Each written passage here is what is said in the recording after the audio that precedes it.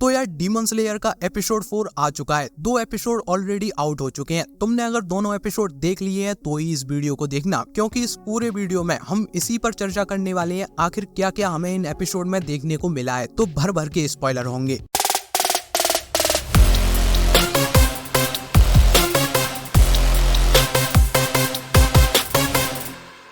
तो भाई अपना एपिसोड 1 स्टार्ट होता है भारी टेंशन के माहौल के साथ, जहां हमें फ्रेम के अंदर एक साथ 2 हासिरा दिखाई देते हैं अपने 2 चेला चपाटी के साथ, और ये एक कैसल के बाहर खड़े हुए हैं और इनको लग रहा है इस कैसल के अंदर बहुत सारे डीमंस हो सकते हैं। और फिर जैसे ही वो इस कैसल के अंदर एंट्री लेते हैं, हमारे सामने आता है ये सीन। क्या दिखाया है, 2 हासिरा सेंटर में और उनको चारों तरफ से डीमंस ने घेर रखा है। ये देखते ही भाई मैंने तो अपनी कुर्सी की पेटी बांध ली थी। मैं 100% श्योर था यहाँ मौसम बिगड़ने वाला है, और हमेशा की तरह क्या कमाल के एनिमेशन के साथ हमें एक्शन सीक्वेंसेस देखने को मिले हैं। एंड ऊपर से उनके पीछे का म्यूजिक एकदम बवाल। अब जो मांगा रीडर्स हैं उनके लिए हो सकता है ये इतना नया ना हो, लेकिन ओवनाई और शिनाजुगावा को मैं पहली बार एक्शन में देख रहा था, तो मैं तो भाई इन सीन्स को देख के एकदम संतुष्ट हो गया था। मैंने मान लिया था भाई अपना हो गया, अब आगे का एपिसोड भले ही कैसा भी हो, मेरे लिए ये एपिसोड अच्छा है, मैं मान चुका था। लेकिन फिर अगले ही मिनट में हमें देखने को मिलता है एक और कमाल का सीन, जहाँ अपने दोनों हासिराज के गोटे भी मुंह में आ गए थे। वो डीमंस का पीछा करते हुए उस छत से नीचे जंप करते हैं और उन्हें दिखाई देता है इन्फिनिटी कासल। हासिरा का छोड़ो, मैं खुद लेट के एपिसोड देख रहा था, एकदम से बैठ गया। मेरे मुंह से सबसे पहला वर्ड निकला, मर गए बहन।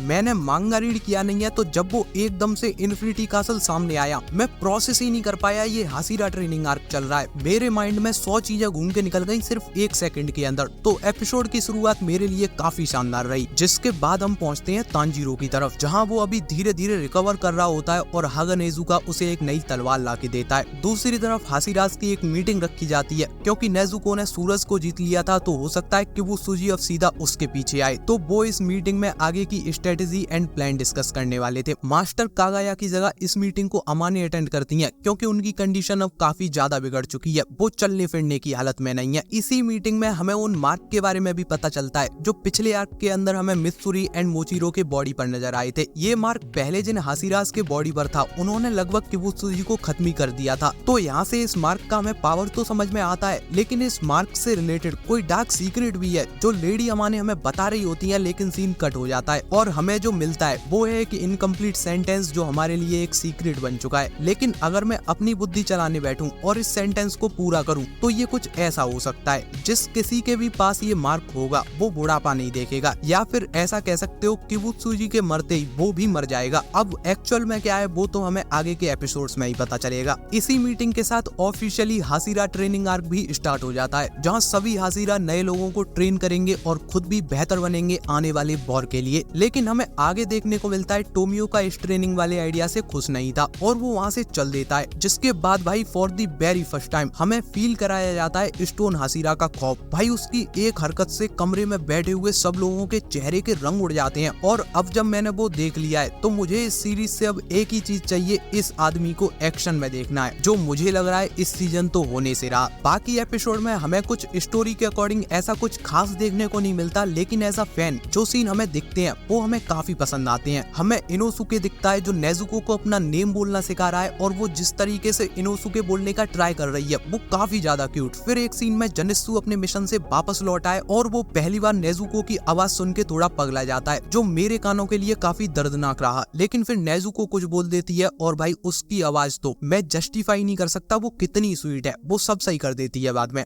अब चलते हैं एपिसोड 2 की तरफ, जो स्टार्ट होता है ठीक उसी सीन के साथ जहाँ फर्स्ट एपिसोड एंड हुआ था। लेडी टामोयो के पास डीमन स्लेयर का क्रू पहुंच चुका है। उन्हें हेडक्वार्टर में इनवाइट किया है सुनोबु के साथ मिलकर नेजुको के एक्सचेंज पर रिसर्च करने के लिए। लेकिन यहाँ जिस तरीके से ये क्रू बात कर रहा था भाई, टोटल गूजबम्स। और फिर इस सीन के बाद अपना इंट्रो आता है और अगले ही सीन में हमें तांजीरो दिखाई देता है। उसके हाथ में एक लेटर है जो मास्टर ने उसे भेजा है। उनकी चलने फिरने की कंडीशन नहीं है, तो उन्होंने तांजीरो से रिक्वेस्ट की है वो उनके लिए टोमियोका से बात करे। टोमियोका जो अपना कॉन्फिडेंस खो चुका है उसे वापस लाने में उसकी हेल्प करे। लेटर पढ़ते ही तांजीरो के टेंशंस बढ़ चुके हैं। वो अपने आसपास के लोगों से सजेशन लेता है, उनसे पूछता है मान लो अगर तुम खुद को इस दुनिया में अकेला महसूस कर रहे हो तो कोई इंसान तुम्हारी किस तरीके से हेल्प कर सकता है। जिसके बाद तांजीरो राइस बॉल्स के साथ टोमियोका से मिलने के लिए निकल पड़ता है। तांजीरो वहाँ पहुँचते ही टोमियोका से मिल तो लेता है, लेकिन वो कुछ सुनने को तैयार नहीं था और फिर ये बंदा हाथ मुंह धो के उसके पीछे पड़ जाता है। भाई टोमियोका की लाइफ लाइफ में तो प्राइवेसी नाम की चीज की इसने धज्जियां उड़ा दी है। ये बंदा उसे अकेले नहाने भी नहीं दे रहा। फिर टोमियोका को भी समझ आ जाता है इससे बात कर लो, उसी में फायदा है, नहीं तो ये पूरी जिंदगी ऐसे ही उसके साथ लिपटा रहेगा। और फिर वो दोनों बात करना शुरू करते हैं और हमारी एंड टोमियोका की कुछ पुरानी मेमोरीज वापस आती हैं जिनमें काफी दर्द छुपा होता है। पहले हमें सीजन 1 से साबितो दिखाया जाता है जिसने तांजीरो को बोल्डर ब्रेक करने के लिए मोटिवेट किया था, और फिर हमें टोमियोका से पता चलता है साबितो उसका बेस्ट फ्रेंड था जो फाइनल सिलेक्शन में उसकी जान बचाते हुए मारा गया था। साबितो था जिसने उनके रास्ते में आए सभी डीमंस को खत्म किया था। अगर साबितो ना होता तो वो कभी वहाँ से जिंदा वापस ही नहीं आ पाते। टोमियोका ने एक भी डीमन नहीं मारा था, फिर भी वो सरवाइव कर गया क्योंकि साबितो सारे डीमन से लड़ रहा था, और इसीलिए टोमियोका तैयार नहीं है किसी को भी ट्रेन करने के लिए, क्योंकि उसका मानना है उसका लक अच्छा था इसलिए वो यहाँ पर है। उसने कभी फाइनल सिलेक्शन को क्लियर ही नहीं किया। टोमियोका की स्टोरी सुनते ही तांजीरो के अंदर का भी डर एकदम से जाग जाता है, क्योंकि फ्लेम हाशिरा ने भी उसे ही बचाते वक्त अपनी जान गंवाई थी। लेकिन वहाँ उस वक्त इनोसुके तांजीरो से कहता है तुम फ्लेम हाशिरा की कुर्बानी ऐसे जाने नहीं दे सकते, जो बिलीफ उसने दिखाया है कम से कम उसकी तो इज्जत कर लो। और यही सेम सेंटेंस तांजीरो टोमियोका को भी बोलता है, जिससे उसकी भी पुरानी मेमोरीज हिट करती हैं और उसे भी समझ आ जाता है उसने अगर हार मान ली और कुछ नहीं किया तो उसकी सिस्टर और साबितो की कुर्बानी भी बेकार हो जाएगी। तो यहाँ पर ये वाला प्रॉब्लम सॉल्व हो जाता है और वो दोनों पार्टी करने के लिए निकल जाते हैं। और फिर एपिसोड के लास्ट में हमें देखने को मिलता है एक और डार्क एंड सीरियस म्यूजिक के साथ एक अजीब सा सीन, जहाँ शिनोबु अपने इमोशंस को कंट्रोल करने की कोशिश कर रही होती है, उन्हें बाहर आने से रोक रही होती है। तभी वहाँ पर कनाओ आ जाती है और उसे हम पहली बार अपनी बात रखते हुए देखते हैं जब से तांजीरो ने उससे प्रॉमिस लिया था। और सेम इसी सीन में शिनोबु अपनी सिस्टर के किलर के बारे में कनाओ को बताने वाली होती है और दी एंड।